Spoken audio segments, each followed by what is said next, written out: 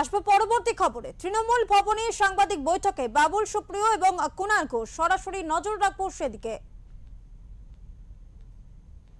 BSF ঢুকছে কি করে, তার সঙ্গে রাজ্য পুলিশের কোনো সম্পর্ক নেই।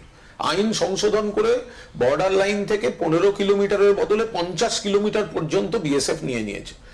এরপরে যে ব্যবস্থাটা এখন চালু আছে সেটা হচ্ছে, যদি কেউ অবৈধভাবে ঢুকে থাকে, সে রোহিঙ্গা হোক বা অবৈধ যে কেউ ঢুকে হোক, তাকে অ্যারেস্ট করে কোর্টে পুলিশ প্রডিউস করে, কোর্ট তাকে জেলে পাঠায়, জেল থেকে নির্দিষ্ট ট্রান্সপোর্ট দিয়ে পুশব্যাক করা হয়, এবং এটা কিন্তু একটা ধারাবাহিক প্রসেস, এটা নতুন নয়। সেক্ষেত্রে তো সেই প্রসেসটাকেই ফলো আপ করা তো যেতেই পারে, যে এখনো সেটা কন্টিনিউ করা যেতে পারে। 2 নম্বর, নতুন করে যে এই ডিটেনশন ক্যাম্প বা এই ধরনের, তো কত লোকের এখনো বৈধ ভোটার পেন্ডিং করে ফেলে রেখেছে।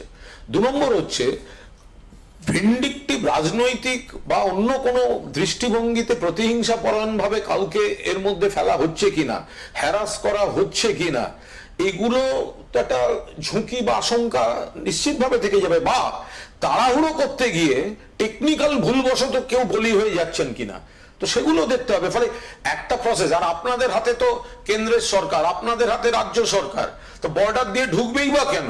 ডিটেনশন ক্যাম্পের প্রশ্নটা আসছে কোথার থেকে? বর্ডারটা আপনারা আটকান। তা ত্রিপুরা তো ডবল ইঞ্জিন সরকার সোকল্ড, তাহলে সেখানে আগরতলা স্টেশন থেকে রোহিঙ্গা বা অবৈধ বাংলাদেশি গ্রেপ্তার হয় কি করে?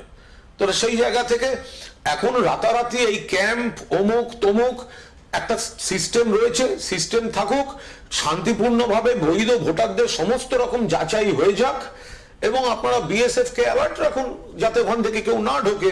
সবার আগে তারা হচ্ছে ক্যাম্প করতে হবে, তার বদলে আসল জিনিসটা রুট থেকে, বর্ডার লাইন থেকে, সেটাকে আপনাদের দায়িত্ব, আপনারা দায়িত্বটা পালন করুন। ওই বর্ডার ওই ক্যাম্পটার কি নাম দেওয়া হয়েছে? হ্যাঁ, হোল্ডিং সেন্টার। অ্যাকচুয়ালি ওটা দেখুন, is equal to detention centre, যেটা আমরা ইয়েতে দেখেছি, that is what it is. এবারে তার মধ্যে কাদেরকে নিয়ে যাওয়া হবে, যেটা কুণালদা একদম কারেক্টলি বললেন, সেটাও কিন্তু আমাদেরকে সন্দেহভাজন যত, হ্যাঁ কারেক্ট, আমি আপনার কথাটা থেকেই বলছি। সন্দেহভাজন হলে তাকে তো একটা রুলিং পেতে হবে না, যে সন্দেহভাজন বলে আপনি ডিটেনশন ক্যাম্পে ঢুকিয়ে দিলেন, যেটা উনি প্রসেসটার কথা বললেন, একটা পার্টিকুলার প্রসেস ফলো করতে হবে। যারা 3 জনকে ঢোকানো হয়েছে তাদের মাইনরিটি থেকে, আচ্ছা আচ্ছা, আমি সিম্পল কোয়েশ্চেন, তথ্য প্রমাণ না দেখাতে পারে, হ্যাঁ, তাহলে আর হোল্ডিং, তাহলে ওখান থেকেই তো বাংলাদেশ থেকে ঢুকতেই দেওয়া হবে না, ফেরত দিয়ে দেওয়া হোক।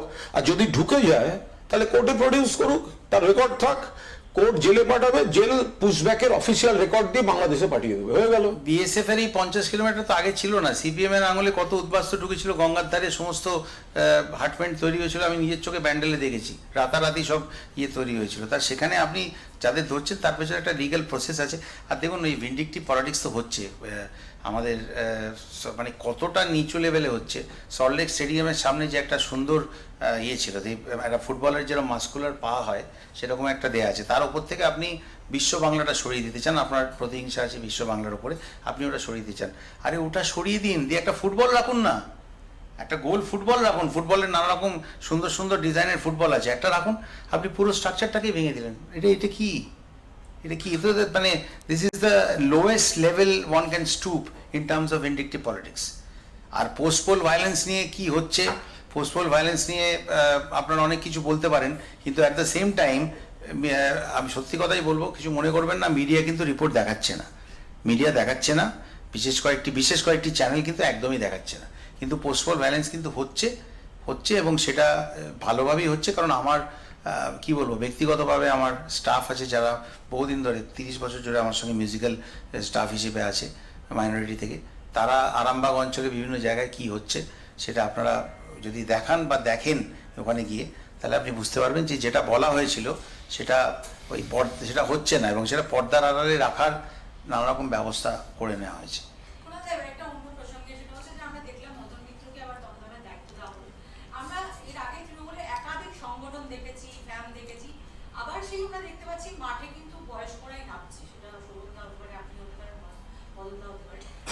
আরে আমার কত বয়স, 28 চলছে।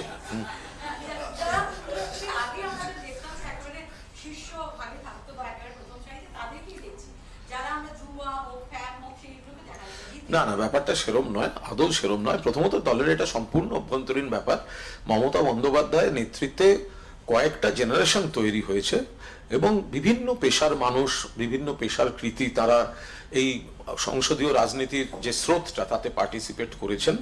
ফলে আপনারা যে অবজারভেশনটা দিচ্ছেন সেটা একান্ত আপনাদের অবজারভেশন।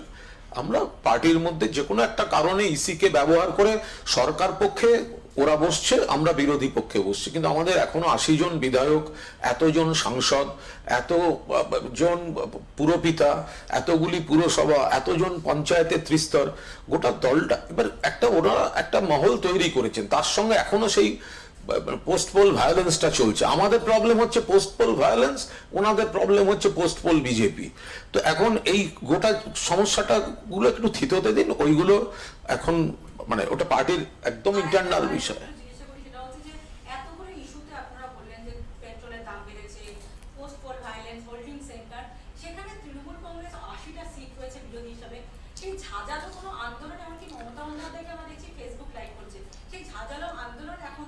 আপনার কি মনে হয় যখন যে মুহূর্তে সবে আপনি সরকার একটি রেজাল্ট বেরিয়েছে, আজকে হচ্ছে 25-21 দিন হয়েছে, আমাদের প্রচুর কর্মী ঘর ছাড়া, কেউ গ্রেফতার, তাদের পুরনো 5 বছরের মামলায় যাদের নামও নেই তাদের নাম নতুন করে যোগ করে তাদেরকে অ্যারেস্ট করানো হচ্ছে, সমস্ত রকম ভাবে একটা আক্রমণ চলছে। ফলে আমাদের নেত্রী রোজ বৈঠক করছেন, আইনজীবীদের সঙ্গে কথা বলছেন, আইনি পথে যেতে হচ্ছে, অধিকাংশ বিধায়ককে তাদের এলাকায় চলে যেতে হচ্ছে, সাংসদদের বিভিন্ন জায়গায় দৌড়তে হচ্ছে, তাদের যারা ঘর ছাড়া তাদের সঙ্গে যোগাযোগ, তাদের ঠিকঠাক ব্যবস্থা করা, যারা গ্রেফতার হচ্ছে তাদের জামিনের ব্যবস্থা করা, যাদের জামিন হচ্ছে না তাদের পরিবারের পাশে দাঁড়ানো।